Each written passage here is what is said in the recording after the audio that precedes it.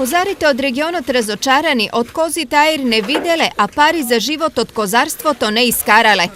Јарето сега моментално 100 динара, 110, повеќе 110 динара не дават на јаре. Тоа е ефтино. Да, ефтино. Млекото исто ефтино, а кози чувам 20. Само се многу монати, многу и фаќа болест. Фанеа болест и одма кине.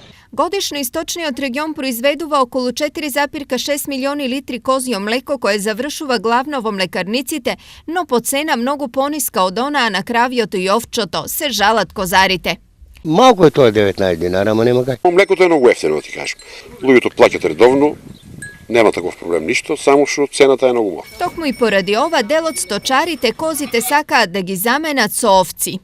И од тоа сакам да се откинам, боле да земам овци, ама и државата не финансира да ми даде кредит да земам овци. Јас сум 60 години сакам да земам овци. Во источниот регион има околу 50.000 грла на кози. За нивно одгледување на име субвенции, сточарите добиваат по 1500 денари за јаре и 1000 денари за коза. Сепак ни ова не е доволно за тие да ги покријат трошоците.